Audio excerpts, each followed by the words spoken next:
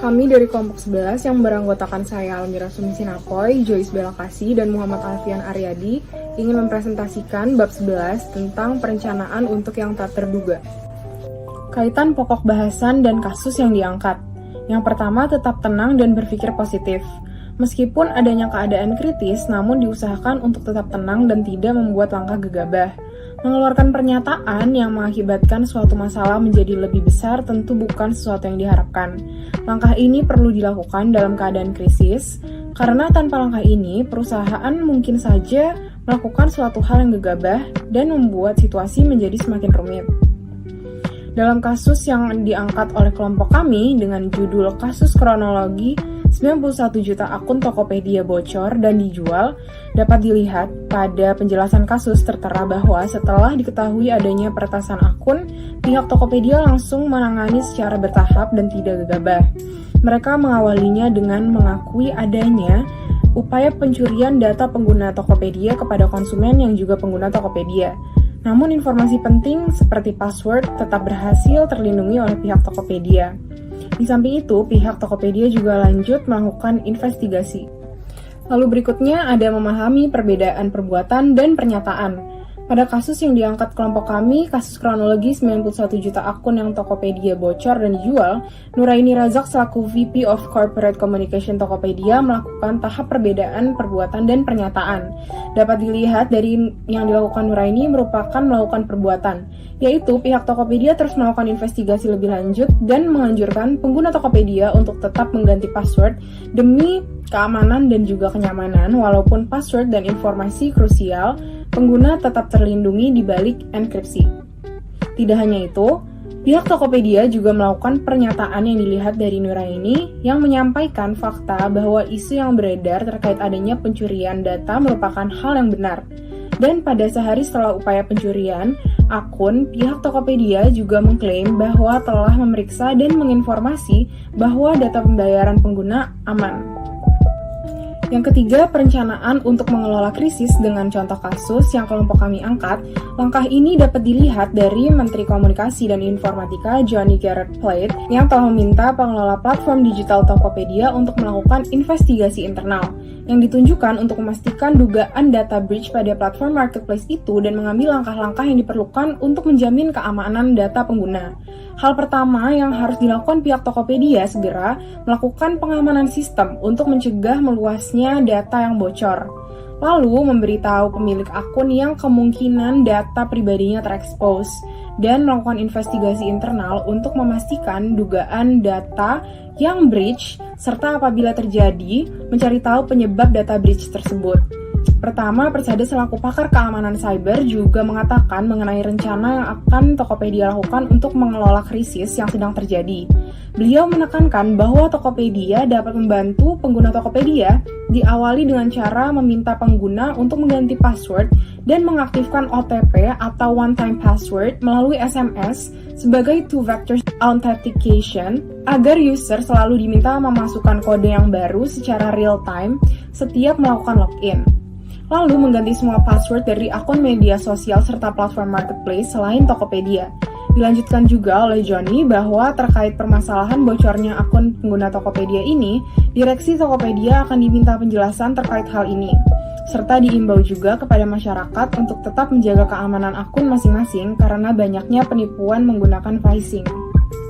Selanjutnya ada pembentukan tim. Yang pertama, tim komite inti. Berdasarkan contoh kasus yang telah kelompok kami angkat dengan judul bocornya 91 juta data akun Tokopedia, Vice President of Corporate Communication Tokopedia, Nuraini Razak, memberikan keterangan yang berkaitan dengan kejadian yang sedang dialami oleh Tokopedia. Tentunya segala perkataan dan pernyataan yang disampaikan oleh Vice President Tokopedia merupakan hasil arahan dari tim komite inti Tokopedia. Selain itu, tim ini tentunya juga telah menjalin komunikasi serta kerjasama dengan pihak-pihak lainnya seperti bekerjasama dengan pihak pemerintah. Di sini tim Tokopedia menjalin kerjasama serta komunikasi dengan Kementerian Komunikasi dan Informatika serta dengan Badan Siber dan Sandi Negara guna melakukan investigasi lebih lanjut.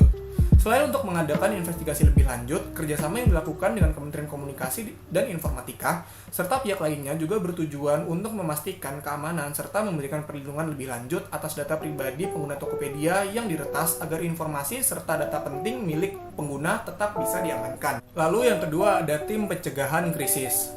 Berdasarkan contoh kasus, terdapat tim yang memiliki tanggung jawab untuk mengendalikan serta memastikan agar krisis yang terjadi tidak menimbulkan kerugian atau dampak yang lebih buruk.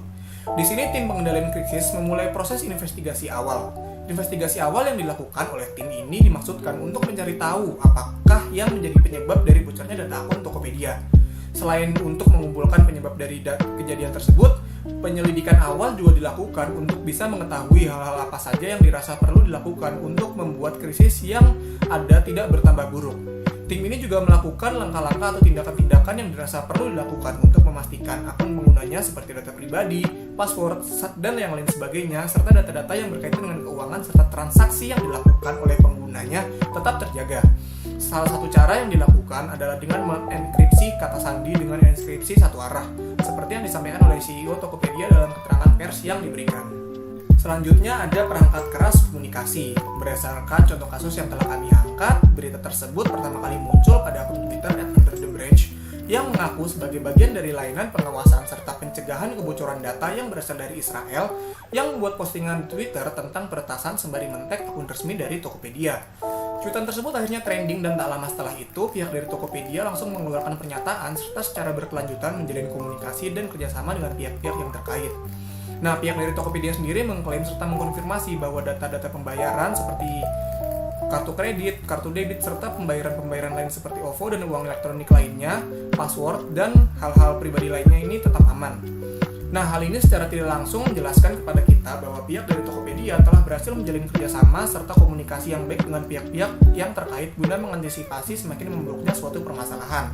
Tentunya komunikasi yang dilakukan dengan pihak-pihak tersebut melalui perangkat keras komunikasi yang dimiliki dari tim Tokopedia serta dukungan dari perangkat komunikasi yang dimiliki oleh pihak-pihak lain yang terkait.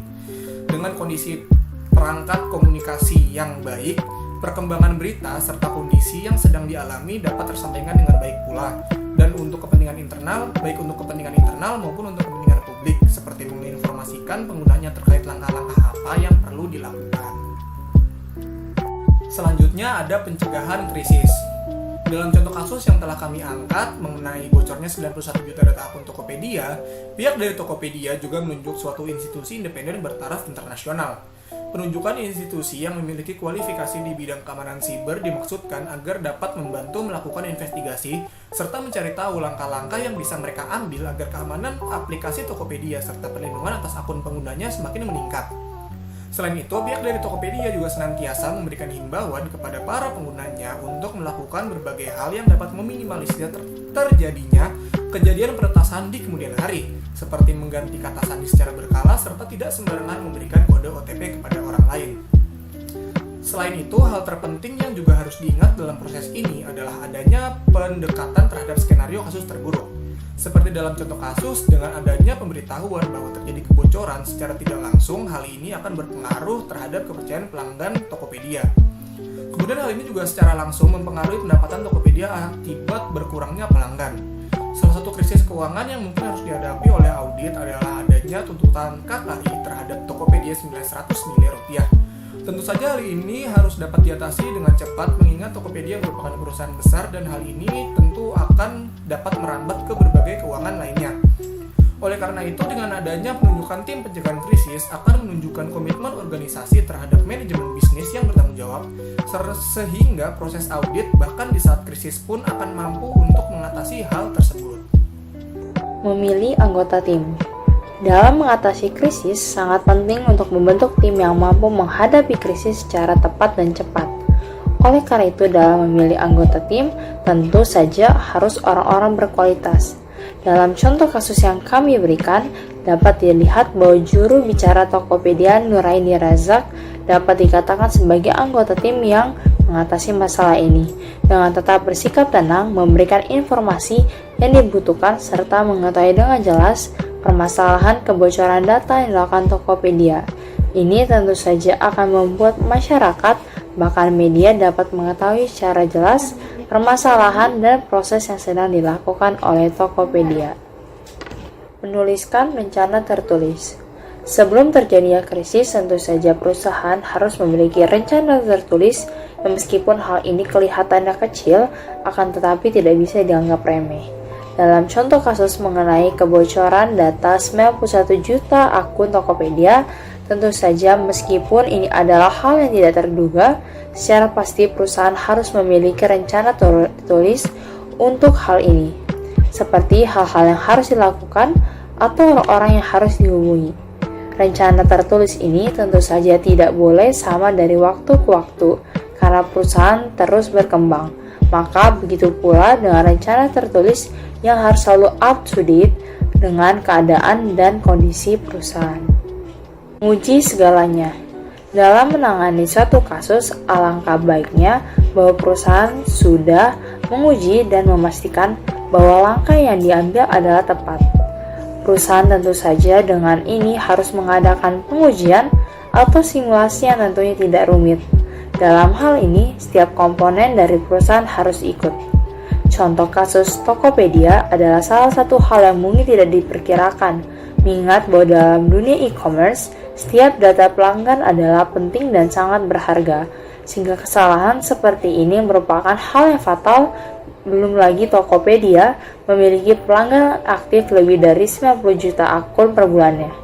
Akibat dari kelalaian ini menyebabkan pelaku dapat menjual data di dark web berupa user ID, email, nama lengkap, tanggal lahir, jenis kelamin, nomor handphone, dan password yang masih terhas atau tersandi.